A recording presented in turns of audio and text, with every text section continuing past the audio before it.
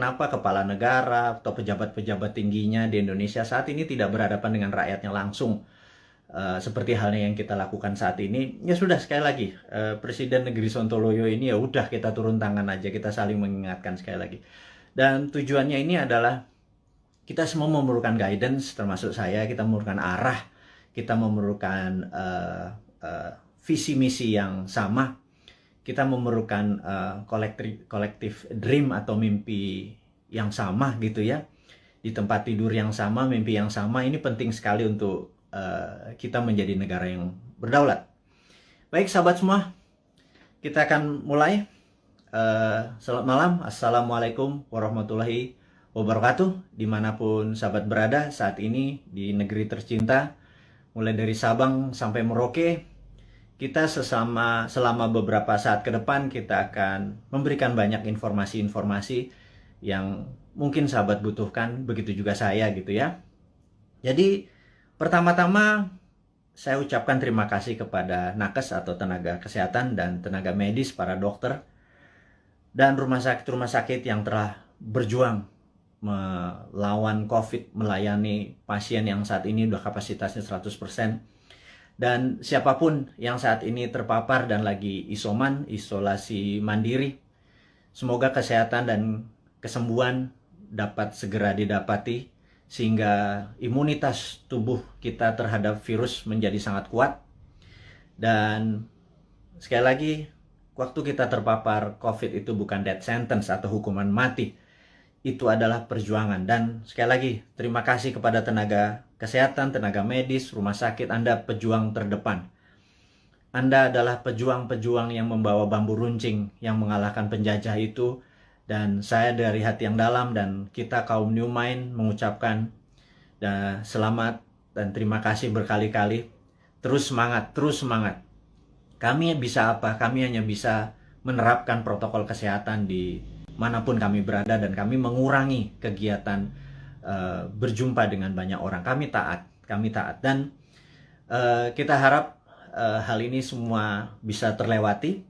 Kita tahu bahwa saat ini pemerintah lagi berjuang dengan gayanya, dan semua negara juga berjuang dengan gaya masing-masing, tapi ada yang sudah lewat. Ada yang seperti kalau kita nonton Euro Cup kemarin gitu ya, agak sebel juga gitu ya, dimana mereka udah nggak pakai masker, mereka menang bukan sekedar menang dari COVID, tapi juga bola itu menjadi perayaan pelampiasan rasa suka yang setelah 1,5 tahun mungkin semuanya lockdown, dan kita masih berada di rumah dengan PPKM-nya gitu ya. Lebaran 2020 kita taat pada pemerintah untuk tidak pulang kampung, kemudian Lebaran Haji pun kita tidak sholat Id di publik. Mendadak tahun 2021, entah bagaimana, kita juga nggak pulang kampung. Saya juga rindu sekali sama ibu saya, keluarga saya di kampung yang nggak bisa ketemu. Dan kita taat. Kemudian Lebaran Haji ini pun kita nggak bisa keluar lagi. Dalam hati kita cuman berkata, kalau sampai tahun depan Lebaran masih kita nggak bisa pulang kampung, dan Lebaran Haji tahun depan kita tidak bisa berhaji, saya rasa ada masalah dengan bernegara kali ini. Udah kalian itu tidak menghadapi rakyat dengan langsung mengatakan apa yang terjadi. Sudah kita tidak boleh berhaji. Dan ada yang mengatakan nggak boleh berhaji masalah COVID. Rasanya enggak. Banyak yang mengatakan ini jangan-jangan masalah politik. Karena kita negaranya miring ke salah satu kekuatan politik dunia gitu ya, yaitu Tiongkok. Itu kita jujur-jujur aja. Kenapa sih kita nggak menjadi negara yang tidak harus miring ke kiri, nggak harus miring ke kanan, tapi semuanya kita rangkul gitu ya. Dan nyata, ngerangkulnya tuh nyata. Kalau sekarang kan agak miring ke salah satu, sehingga kita tahu Saudi adalah perpanjangannya tangan Amerika, di mana Amerika dengan petrodolarnya atau negara petrolnya Saudi dan negara Timur Tengah dikendalikan menjadi underlay-nya terbitnya dolar gitu ya. Berarti kan dia miringnya ke sana ya. Begitu kita nggak berhaji, jangan-jangan, sekali lagi jangan-jangan gitu ya.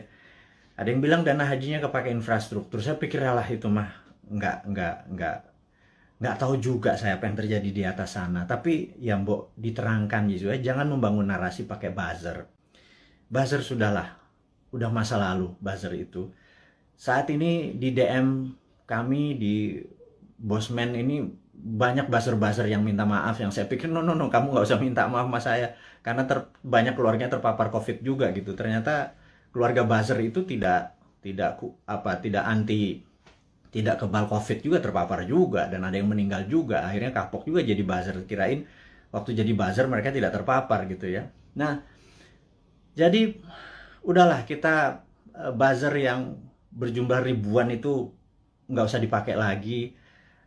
Buzzer itu nggak usah membunuh karakter-karakter orang yang ingin memberi saran ke pemerintah. Jadi saya mengingatkan bahwa pemerintahnya Pak Harto ya, banyak Pak Harto mendapat tentangan dari mahasiswa di tahun misalnya 73 di Malari dan lain sebagainya, Malapetaka 17 Januari dan lain sebagainya. Tapi apa yang Pak Harto lakukan, dia rangkul angkatan 66, 67, di angkatan 73, angkatan 80, semua dirangkul dan jadi menteri-menterinya dia. Ternyata mereka-mereka yang rebel terhadap pemerintahan dia waktu jadi menteri bagus semua gitu ya. Dan jadi saya sarankan, ini bukan saya ngarep jadi komisaris loh ya, bukan loh ya, nggak gitu-gitu amat gitu.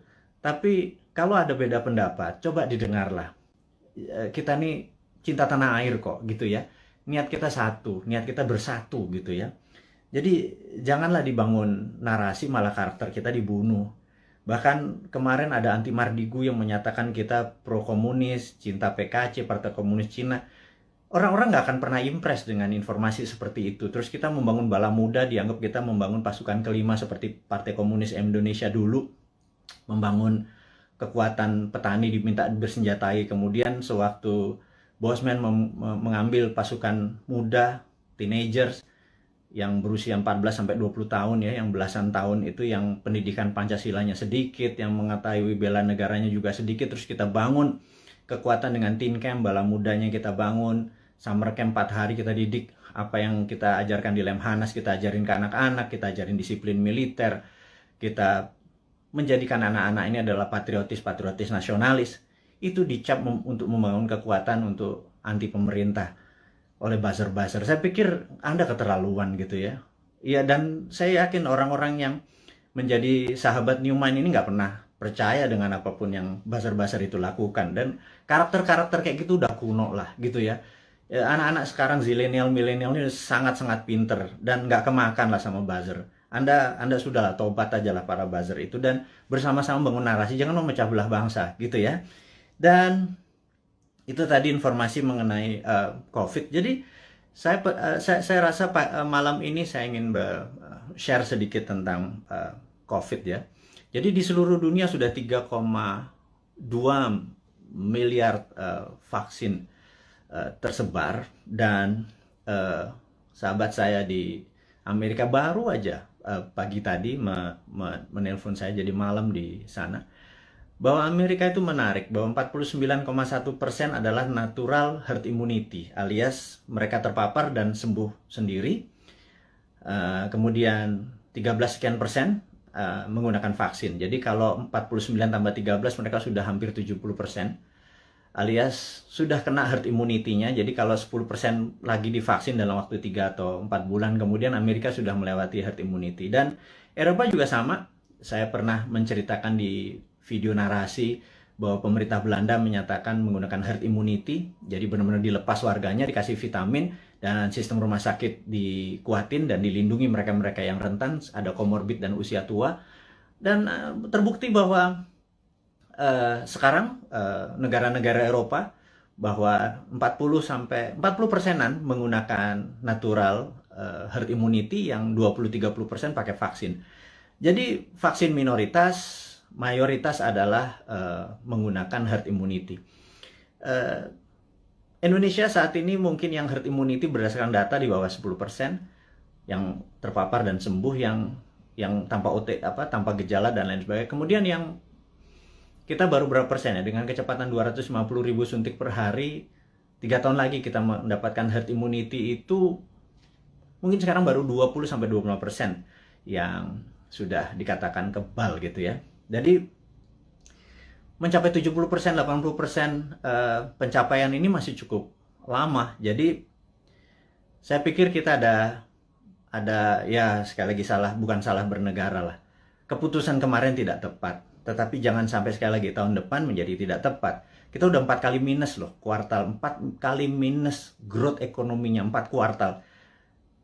Itu sebenarnya berat nanti ya. Sekarang kita bicara COVID dulu. Jadi Tiongkok saat ini sudah mencapai 70% juga imunitasnya, dan mereka mengatakan mereka pakai vaksin. Tapi sekali lagi, data dari Tiongkok saya nggak pernah percaya utuh, karena negara komunis itu memiliki propaganda. Malah feeling saya sekali lagi, rasanya Tiongkok menggunakan herd immunity juga, alias 40% dari populasi menggunakan natural herd immunity. Mereka terpapar dan mereka sembuh, dikasih vitamin dan dikasih sarana kesehatan. Yang 30% atau 40% baru pakai vaksin, sisanya vaksinnya diekspor ke luar negeri. Jadi jangan-jangan Tiongkok sendiri pakai herd immunity natural gitu ya, dan sementara kita pakai herd immunity vaksin gitu ya. Semuanya benar. Saya tidak anti vaksin, saya sangat mendukung vaksin. Vaksin terbukti mengurangi tingkat fatality atau tingkat kematian. Jadi divaksin itu penting, tetapi lebih penting lagi kalau herd immunity natural, kekuatannya natural alami gitu ya. Nah, vitaminnya multivitamin biasa, B kompleks, B12, vitamin C, vitamin D plus matahari, olahraga, makan sehat dan lain sebagainya. Itu adalah basic untuk meningkatkan imunitas, dan kemudian mineral-mineral dan lain sebagainya. Itu basic sekali dan semua dunia juga tahu, sehingga yang terjadi di negara Tiongkok adalah mereka-mereka yang natural herd immunity-nya. Dan ini ada yang menarik, sampai ada sebuah statement dari Anda kalau suka nonton, denger ya. Jadi kalau IG itu kan tempat pamer, jadi ada pamer kekayaan, pamer perjalanan dipamer-pamerin. Kemudian kalau di TikTok itu beda, generasi TikTok sama generasi IG beda. Kalau di TikTok itu Anda harus sombong gitu. Kalau IG begitu sombong Anda diledekin. Kalau di TikTok Anda harus sombong. Anda di rumahnya punya lift, bilang wah gila, rumahnya dia ada lift gitu. Dan nggak ada, bagi anak TikTok tuh biasa aja. Anak TikTok adalah anak zilenial, anak IG adalah anak milenial. Dan mereka ini adalah orang-orang yang well informed atau terinform bagus dengan dunia digital. Dan jadi sekali lagi kembali ke masalah COVID. Jadi Indonesia memilih menggunakan vaksin gitu ya, sementara negara-negara Eropa menggunakan natural herd immunity. Oke, nggak apa-apa. Yang penting sekarang kita adalah menjadi negara yang harus terbebas dan menang dari COVID. Dan saya sangat menyarankan, ini yang saya sangat menyarankan nih, kan kita kan presiden, negara kita adalah Republik Sontoloyo. Jadi Republik Indonesia terkadang kita menyebutnya negara tetangga gitu ya. Jadi kita mengingatkan kepada pejabat saat ini, mbok jangan pakai apa-apa import gitu ya. Satu, masalah COVID ini adalah masalah import gitu ya, dari luar. Kemudian PCR dan antigennya import. Kemudian alat-alat kesehatannya import. Kemudian masker dan protection, disinfektan segala macam, mayoritas tuh import gitu ya. Kalau ada gelombang ketiga lagi, mudah-mudahan jangan. Masa kita impor terus ya, flight capital, ya miskin lah bernegara ini. Sudah sistem bernegaranya saat ini keuangannya cuma 44% uang beredar dari GDP nasional. Bisa dibayangin Singapura 120% uang beredar dari GDP nasionalnya. Korea Selatan, Jepang. Tapi nggak tahu kenapa kita cuma sepertiganya. Waduh, wahai ibu pejabat yang sering dapat prestasi, mohon dijelaskan lah. Jadi kami ini sering nanya gitu ya. Ya kalau kaum New Mind nanti yang berkuasa, pasti kita bisa 1:120. Jadi kita naikin 3 kali lipat dari uang beredar pada saat ini. Gimana kita bisa maju kalau uang itu ditahan? Yang kedua adalah pajak lah jangan naik terus. Maksud saya begini loh. Kalau Anda ingin misalnya PPH yang naik dari 10% jadi 12 atau berapa itu ya. Kalau Anda dulu kami dapat pendapatan 100 gitu, Anda pajak 10. Oke lah. Kemudian Anda naikin jadi 15, tapi kami dapatannya 80 dan Anda nggak ngikut lagi untuk numbuhin. ya kami juga nggak ikhlas kayaknya ngebayar. Jadi gini lah, kalau memang mau naikin 15%, 20% sekalipun nggak apa-apa. Tapi kalau tahun lalu kami dapat 100, pastikan tahun ini kami dapat 300 gitu. Dengan kebijakan yang Anda mendukung dunia kerja atau dunia UKM. UKM itu paling menderita pada saat ini, entah bagaimana. Nomor satu ya, kalau mau maju, kita semua tahu, rule of thumb-nya untuk maju negara itu sangat sederhana. Yaitu kredit selalu tumbuh di atas 15% setiap tahunnya daripada tahun belakangan. Jadi kalau tahun lalu 100, ya tahun ini 115. Minimum dengan naiknya 15% dari kredit tadi, negara naik 7%. Kalau sekarang jangankan 4%, 5% naik. Jadi kalau growth-nya cuma 2%, malah minus, itu ya wajar karena uang terlalu ketat. Dan apa sih susahnya Anda untuk memprinting money berbasis production gitu loh. Kita udah ingatkan berkali-kali. Dari 2016, Bosman Sontoloyo ini mengingatkan, MMT itu Modern Monetary Theory yang digagas oleh Michael Hudson itu bukan isapan jempol. Kita cuman beda mazhab aja. Anda Keynesian, kita post-Keynesian. China pakai sudah dari tahun 89. Amerika pakai dari tahun 71 printing money itu.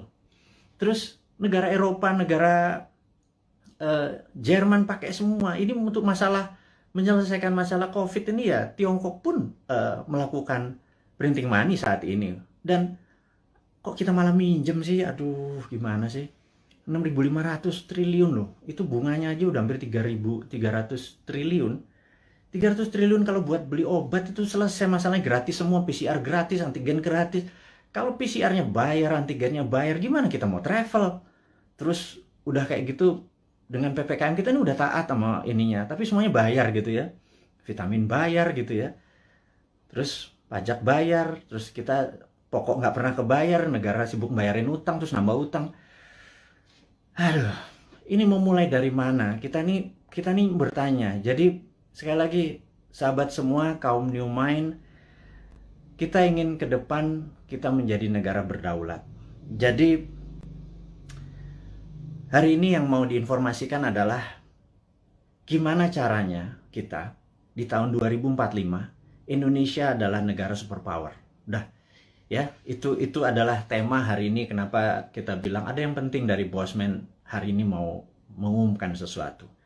Yaitu kita ingin tahun 2045 pada saat Indonesia 100 tahun, Indonesia Emas, Indonesia menjadi negara superpower, bukan sekedar negara kaya lagi. Negara superpower.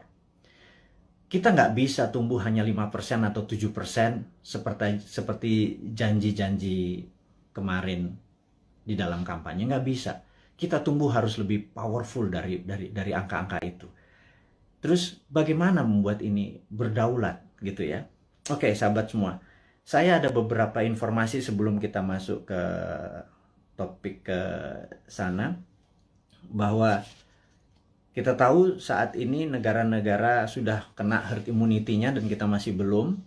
Dan penting untuk kita memberi informasi adalah begini. Sahabat, saya mengingatkan kita masuk ke topik berikutnya setelah tadi ini masuk. Jadi beberapa kali kita kalau naikin informasi di IG, toto bisa hilang gitu ya. Kemudian di sosmed yang lain seperti YouTube, channel kita sering di warning, sering diperingati dan hilang. Di Facebook, jadi kita udah berapa kali hilang, terus 7 kali kita diperingati Facebook, IG, Twitter kita hilang, terus YouTube kita pernah hilang gitu ya. Dan ternyata saya baru memahami setelah algoritma teman-teman melihat dan dilaporkan, ternyata cara menghilangkannya gampang. Begitu mereka tidak ingin video atau tulisan segala macam itu, sekelompok buzzer adalah menginformasikan, melaporkan bahwa ada unsur porno, ada unsur dan lain sebagainya, sehingga pemilik sosial media yang tidak bisa berbahasa Indonesia itu pokoknya dapat laporan, terus mereka kasih peringatan kita gitu ya. Agaknya ide-ide kita ini sudah mulai menakutkan baik globalis di internasional ataupun pemikiran bernegara. Padahal kita tidak berniat untuk revolusi, berkudeta. Kita ingin negara kita utuh dan kita ingin negara kita menjadi negara berdaulat di 2045. Kita tidak tergantung pada negara asing gitu ya. Yang kita tanyakan misalnya pada saat kita taat tapi TKA asing masuk. Anda datang deh jam 12 malam, jam 2 malam ke Soekarno-Hatta ya, pakai masker ya, sama disinfektan. Anda bisa lihat ada 300 orang, 500 orang, terus mereka nggak ada karantina. Pertanyaan sederhana, kenapa nggak dikarantina sih? Gitu aja. Segitu kuatnya pendukung mereka-mereka ini, yang saya nggak tahu pejabatnya mungkin sakti sekali gitu ya.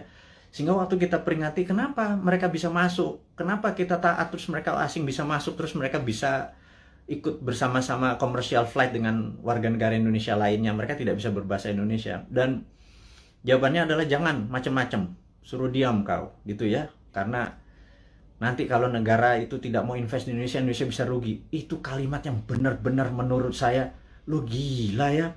Jangan gitulah. Emang satu-satunya negara ngolong itu memang Tiongkok apa? Segitu taatnya gitu? Enggak gitulah. Jangan berkata begitu. Kita bukan anak-anak lah. Berbicara yang lebih elegan sedikit, dengan data, dengan santun. Jangan membentak, jangan menghardik gitu ya. Kita bertanya juga baik-baik, ya kasih jawaban aja gitu ya, bahwa nanti kita urus, kasih yang manis lah gitu. Kita udah capek saling bentak, saling curiga gitu, udah capek gitu. Bernegara elegan sedikit, statement lah, jadi negarawan lah. Jangan jadi pedagang, mau ada cuan, ada untung segala macam gitu ya. Ya lu untung, gua kagak gitu ya, apalagi rakyat gitu ya. Itu kami bertanya gitu ya, kami dapat apa? Udah asetnya hilang, tanah air kita hilang, diambil barangnya, kita cuma dapat apa? Dapat pajak gitu. Buktinya kita tetap dipajakin tuh. Terus apa? Dari apa untungnya gitu ya? Terangin aja, ini untungnya segini. Kalau kita yang tahu adalah aset kita hilang, nikel kita gone, digantikan dengan apa gitu. 20 tahun lagi, Anda ingat, saya pernah ke Nauru. Nauru itu negara menarik. Dulu dia penghasil P2O5 atau fosfat. Wah, kayanya bukan main. Tapi beberapa 20 tahun yang lalu Nauru kehilangan fosfatnya karena dikeduk habis. Ya sudah, sama Amerika waktu itu, dikeduk habis. Negaranya miskin, hidupnya tinggal dari pariwisata aja saat ini. Naurunya kehilangan asetnya. Anak cucunya cuma bilang, oh dulu kita menghasil fosfat ya, gitu ya. Jangan sampai anak cucu kita bilang, Eyang, dulu Indonesia menghasil nikel ya? Nikelnya di mana ya? Tahu. Kita dapat apa waktu nikel itu dijual? Nggak dapat apa-apa. Kita dapat virus, gitu ya. Hal itu kan susah kalau kita dijawab sama cucu cicit kita bertanya hal-hal seperti begitu, gitu. Jadi kita tanya balik, kalau memang hanya didapat nikel itu kalau bisa, atau produk-produk alam itu, sumber daya alam, kalau kita percaya MMT, Modern Monetary Theory, maka sumber daya alam itu bukan sebagai alat komoditi atau alat dagang, tetapi sebagai alat tawar. Jadi keuntungannya itu bukan hanya dari jualan, tetapi ada benefit lagi. Jadi di atas financial benefit, sekali lagi, di atas Anda para pejabat sekarang tuh apa-apa kan financial benefit. Kita dapat untung, dapat untung. Selalu untung dan cuan gitu ya. Cara bernegara segitu kesannya kayak anak TK gitu ya. Karena kalau cara bernegara di atas keuntungan materi itu ada namanya humanitarian benefit, keuntungan atas nama kemanusiaan. Terus ada namanya nasionalis, keuntungan untuk negara gitu ya. Bukan hanya keuntungan sekedar dari pajak, dari dagang, dari selisih jual beli gitu ya. Tapi humanitarian, atas kemanusiaannya. Anak cucu kita masih benefit gitu ya. Nah, kalau kita pakai SWF, Sovereign Wealth Fund, itu asetnya masih di situ. Nikel kita masih di situ. Nah, kita mendapatkan funding dari situ untuk membangun sektor yang lain. Jadi, dana yang masuk itu untuk membangun apa? Kok kita masih ngutang? Saya bingung sekali, BUMN rugi, kita masih ngutang, aset kita hilang. Kami hanya bertanya loh ya, ini bukan ngomong terus yang dihardik lagi gitu ya. Ini hanya bertanya. Kami ini gelisah, Pak. Kami ini ingin menjadi negara berdaulat, dan kami ingin terbukalah. Karena itu, karena kalian tidak berbicara selama PPKM ini, ya sudahlah. Kami aja lah yang muda-muda ini, yang punya ide new mind ini yang berbicara. Terus oposisi juga nggak bicara juga. Kalaupun mereka bicara juga nggak ada solusinya. Beda kalau new mind itu selain berbicara, mengkritik, ada solusi-solusinya. Itulah membuktikan bahwa kita ini NKRI garis lucu. Bukan garis lurus lagi gitu. Di atas lurus itu lucu gitu ya. Karena semuanya jadi seru, jadi lucu, jadi fun gitu. Baik. Jadi mengingat video-video kita, informasi-informasi kita tuh sering ada caranya untuk tidak bisa beredar gitu ya. Jadi toto di atas 21 tahun, sehingga untuk video ini ditonton harus masukin password, harus masukin identitas yang lain sehingga tidak beredar kencang. Jadi gini deh, sahabat semua, saya dengan ini menyatakan Anda boleh upload seluruh video Bosman. masuk ke video Anda, masuk ke YouTube channel Anda, masuk ke sosial media Anda. Kalau Anda dapat AdSense, dapat uang dari iklan yang masuk, ambillah semua itu untuk Anda. Saya tahu ada sekarang ini udah puluhan saat ini yang menggunakan video-video Bosman masuk ke video mereka. Nggak masalah. Jadi bukannya kita bilang, lu pakai nama gue, pakai produk gue. Nggak ada. Karena di sini bukan uang yang kita harapkan dari kepentingan-kepentingan video-video tadi. Video tadi adalah untuk kesadaran bernegara. Jadi saat ini video Bosman hanya ditonton 1 juta viewer per hari. Dengan Anda, sahabat semua, ada 9.000 saat ini. Kalau Anda share atau upload satu aja, apalagi semuanya ya, ada 600, sudah hampir 600 itu. Dan Anda dapat financial benefit. Saya tahu, banyak sekali ada yang pernah lapor ke saya, terima kasih Pak, saya dapat 17 juta komisi fee dari AdSense YouTube bulan ini, dari video-video Bapak. Saya bilang, ambil lah, saya bilang kayak gitu. Itu Anda semua bisa benefit dari itu semua. Tapi poinnya adalah, jika suatu hari YouTube channelnya Bosman dan itu Bosman di drop atau di block atau di take down atau diapain lah, terserah. Misi-misi kita tetap tercapai. Sekali lagi, ini bukan masalah uang. Ini adalah masalah bagaimana mengedukasi supaya tahun 2024, pada saat Old Mind ini sudah di masa ujung pemerintahannya, kita bisa, ide kita diterima. Bosman bukan mau jadi presiden, gue mau jadi Lord. Jadi nggak ada cita-cita untuk, yang penting idenya. Ganti semua ide tua itu semua. Masuk kalau si A yang jadi tetap pakai IMF, si B yang jadi tetap pakai obornya Cina. Coba aja lihat sekarang yang di etalase di 2024. Semuanya pasti begitu jadi. Tanya deh, begitu jadi, pasti pakai itu lagi. Bernegaranya taat sama Amerika lagi, takut sama Tiongkok lagi gitu ya. Jadi, oke lah. Siapapun nanti yang jadi, mereka akan bilang, Bosman, gue ambil konsep lo ya. Karena ini membuat Indonesia berdaulat. Apa jawaban saya? Ambil, Jo. Gitu ya, kalau kita Manado nih. Ambil lah, kita bilang gitu. Nggak masalah. Karena ide kita, yang penting ide kita diterima. Nomor 1 kan MMT, Modern Monetary Theory, itu adalah printing money. Jadi pasti Bappenas kita adalah orang-orang yang mendesain bernegara ini 12 lapis. Nah, sahabat semua, apa itu desain 12 lapis? Jadi misalnya kita mau buat benang atau baju gitu ya. Baju kita kainnya dari mana? Benangnya dari mana, mau pakai polyester, mau pakai katun, 100% kapas.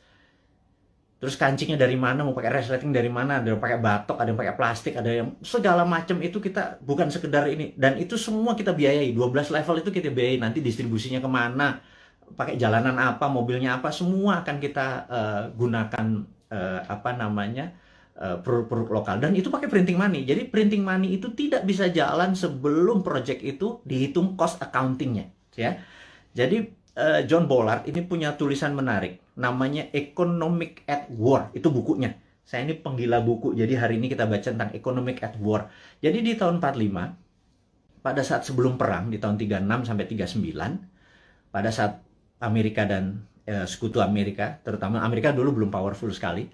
Jadi negara-negara Eropa itu minta Amerika masuk.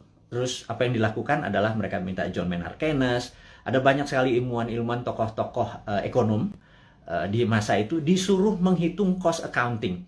Berapa kilogram, berapa ton besi dibutuhkan, ferro, berapa untuk buat amunisi, untuk buat baju, untuk buat makan, itu dihitung cost accountingnya, untuk buat pesawat, buat tank, buat mobil, buat dan lain sebagainya, dihitung cost accounting. Berapa modalnya, terus dari mana barangnya, dirinci. Syaratnya sederhana. Churchill waktu itu sangat sederhana. FDR juga, Franklin Delano Roosevelt juga perintahnya sama. Ini dua Inggris sama Amerika memang kompak banget. Mereka cuma bilang, berapa biayanya untuk kami menang perang? Perang itu ada perang sama Jepang dan perang sama Jerman gitu ya. Mereka menghitung totalnya sekian billion dolar. Itu angka dari langit, billion dolar. Begitu mereka printing money, udah. Underlay-nya adalah alat-alat perang tadi gitu ya. Ada inflasi? Nggak ada gitu ya. Makanya saya bilang printing money kok ada inflasi. Saya bilang, lu sekolah di mana sih? Segitu takutnya sama printing money gitu ya. Printing money itu ditakuti kalau tidak ada production yang dibuat gitu ya. Tapi kalau, nah, bukunya baca, namanya The Economic at War. Jadi The Economist at War. Jadi orang-orang memenangkan perang tuh ekonom yang memenangkannya gitu ya. Nah, jadi sama, kita nanti akan sama juga. Kita akan membuat menghitung cost accountingnya, Kemudian kita akan printing money dan UKM kita langsung jalan ini jalan. Karena kita mau tahun 2024 itu kita menjadi negara berdaulat gitu ya. 2045 kita akan menjadi, dan mulainya dari 2024 karena sekarang kayaknya udah nggak kasihan sekarang ngurusin COVID, terus ngurusin apa Tiongkok ya udahlah, itu mereka terlalu repot dengan urusan gitu. Nggak mungkin lah bisa menjadi negara berdaulat. Kita cuma ngingetin sekali lagi. Jadi kita harapkan konsep kita ini diterima oleh siapapun yang nanti mau running 2024, konsep kita ini. Jadi kalau Anda bayangin ber-9.000 kita upload masuk, Anda buat, kalau nggak punya YouTube channel, Anda buat YouTube channel atau YouTube channel Anda sendiri. Anda tinggal ambil tulis kita, terus kasih judul-judul yang jangan terlalu negatif atau terlalu clickbait gitu ya. Kasih yang educate, kasih yang fun, kasih yang lucu dan lain sebagainya, sehingga ribuan atau jutaan orang. Saat ini ada 180.000 orang yang ada di internet, ada 180 juta. Jadi saya harapkan teman-teman bisa memanfaatkan. Kalau Anda dapat 1 juta per hari, Anda bisa hampir 100 juta itu dari AdSense-nya dari YouTube gitu ya. Pakai aja video-video kita ini untuk di re-upload, di reshare, dan pakai akun-akun Anda sendiri. Perbanyak itu semua informasi-informasi itu. Anda boleh mengganti thumbnail-nya, mengganti footage-nya. Yang penting voice-nya jangan dipotong. Narasinya gunakan tulisan agar orang menjadi lebih paham gitu ya. Ini tujuannya bukan untuk memecah belah bangsa, ini tujuannya untuk membuat kita negara berdaulat. Dan cara cerdas bernegara ini sudah hampir 600 video. Sebarkanlah gitu ya. Kemudian sahabat semua, kita saat ini ya tadi ada informasinya adalah untuk re-upload. Anda sangat diizinkan menggunakan nama Anda video-video Bosman. Saya harapkan ada 9.000 sahabat ini punya 9.000 akun yang masing-masing taruh semua videonya Bosman, dan Anda dapat faedah yang sama. Sekali lagi, kita baru mencapai mungkin 1% dari populasi. Bayangin dari 180 juta orang yang punya akun di sosial media atau internet, menggunakan internet ini, baru 1 juta yang kita capai. Masih kecil sekali. Gimana cara 100 juta bisa menonton video ini? Dan kalau 100 juta bisa menonton video ini melalui Anda punya channel, ya Anda yang dapat duitnya loh. Bicara itu aja dulu. Di masa pandemi seperti begini, susah bergerak, ya udahlah. YouTube channelnya Anda aktifkan gitu ya. Mudah-mudahan jadi faedah ini bersama. Dan saya mengingatkan bahwa saat ini kita tahu bahwa kita berperang, dunia saat ini berperang. Contohnya lagi. Bisa dibayangkan bahwa di dunia yang Perang Dunia Pertama, yaitu tahun 1914 sampai 1918, 4 tahun. Itu Perang Dunia 1. Kemudian Perang Dunia Kedua 40 sampai 45, 5 tahun. Dan kita tahu 2016 waktu Trump menyatakan menjadi presiden, 2017 Trump declare war ke Tiongkok. Tapi bukan world war, bukan perang dunia, tetapi adalah economic warfare dengan salah satu strateginya menggunakan trade war, perang dagang. Itu terjadi, dan begitu itu terjadi maka di tahun 2017 sahabat semua ingat, kita mengingatkan dengan waktu itu belum pakai YouTube. Di 2019 kita mengingatkan bahwa everything start with the economic warfare, diakhiri dengan military war gitu ya. Dan di tahun 2020 untuk menjatuhkan Trump, globalis dan Demokrat Amerika menggunakan tool yang namanya biological warfare, yang namanya COVID, untuk menyerang Amerika. Dan pada saat itu yang disarankan oleh mereka menggunakan masker, tapi Trump punya analisa sendiri bahwa kalau peristiwa dari Spanish flu itu ada 3 gelombang. Jadi gelombang pertama tertinggi, kedua agak rendah, ketiga terendah. Tapi virus pertama itu paling lemah, kemudian agak kuat, terakhir yang paling kuat gitu ya. Nah, jadi pada saat terlemah ini semua orang terpapar aja supaya tingkat herd immunity-nya tercapai. Dan yang terjadi oleh Trump dilakukan adalah dibebasin aja, toh mereka punya operating sistem dari kesehatannya terbaik di dunia. Dan ternyata terbukti sekarang 49%, 49,1% di Amerika menggunakan herd immunity natural. Dan ini adalah, ya tapi sekali lagi Trump kalah dengan 4 negara bagian yang dalam tanda petik dicurangin katanya. Tapi itu negara Amerika, bukan negara kita. Tapi dia adalah salah satu polisi dunia yang berkepanjangan. Ternyata Biden ini mengambil konsepnya Trump untuk masih berperang juga dengan Tiongkok. Jadi, dan itu adalah perang dunia negara. Kita nggak ikut-ikutan. Tetapi kita di dunia ini perang dengan makhluk yang tidak kelihatan yang namanya virus corona atau COVID gitu ya. Jadi begitu dunia saat ini menjadi satu rasa dan perang bersama, inilah yang menarik. Bahwa kita harusnya sudah menggunakan war mode atau economicnya at war. Jadi ekonomi itu ada 3, economic at normal condition, economic at crisis, dan economic at war. Jadi harusnya bernegara itu pakai economic at war. Sayangnya sekali lagi mereka nggak paham saat ini, old mind yang berkuasa ini nggak paham bahwa ekonomi at war tuh gimana ya gitu ya. Sekali lagi, aduh, itu kadang-kadang kita mengelus dada gitu ya, kok ya beda lagi strateginya, ya nggak pakai ngutang jelasnya gitu ya. Harus berdikari, berdiri di atas kaki sendiri, every country for their own, negara ngurusin sendiri. Jadi begitu kita masuk perang dunia, yaitu 2020 kemarin, 2021 saat ini kita masih dalam keadaan perang, dan WHO serta World Bank sudah mengumumkan bahwa perang ini diperkirakan berakhir tahun 2025. Jadi perang ini masih panjang, sahabat semua. Perang ini kan perang besar itu kan ada battle perang, pertempuran kecil gitu ya. Ini masih banyak di Jawa sekarang, di Bali itu masih ada pertempuran kecil. Dan kita harus memenangkan pertempuran itu untuk memenangkan peperangan. Jadi bayangin kalau kita baru selesai tahun 2025. Jadi baru sebagian yang tahun 2022 lepas sebagian, 2023 lepas sebagian, dan lain sebagainya. Nah, kalau melihat kayak gini mood-nya atau apa ya, cara bernegara saat ini tidak juga memahami ini World War III, perang dunia ketiga, karena perang benar, semua negara perang kok masih nggak declare juga sebagai perang dunia. Ini akan berbahaya bernegaranya. Jadi ya udah, kita sebagai kaum Sontoloyo mengingatkan kaum New Mind ini, Presiden Republik Sontoloyo mengingatkan kaum New Mind, sahabat semua, ini adalah war mode gitu ya. Sahabat semua, ini adalah World War III. Sahabat semua, kita harus kompak. Sahabat semua, kita harus membangun kekuatan bersama gitu ya. Sahabat semua, kita nggak usah bergantung pada negara lain. Kita bergantung pada kekuatan tanah air sendiri. Nah, gimana cara bergantung pada tanah air sendiri nih? Nah, ini informasi berikutnya mau diumumkan.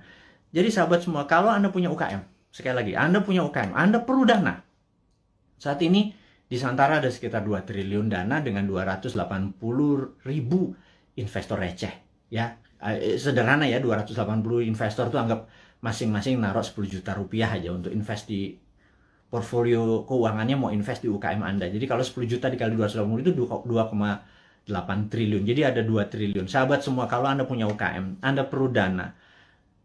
Anda lihat di IG, di wall IG, maka di situ udah ada informasi, kirimkan Anda punya, ada 7 persyaratan, Anda perlu uang berapa, apa yang Anda butuhkan, bisnis Anda seperti apa, dan lain sebagainya, dan kita akan review di 280.000. Dan bagi Anda yang saat ini bingung mau ngapain, bisnis baru kan susah, tapi kalau Anda punya uang, Anda join sebagai investor untuk membantu UKM. Jadi Santara adalah penghulu untuk menghubungkan si cowoknya adalah si investor, si ceweknya adalah si UKM.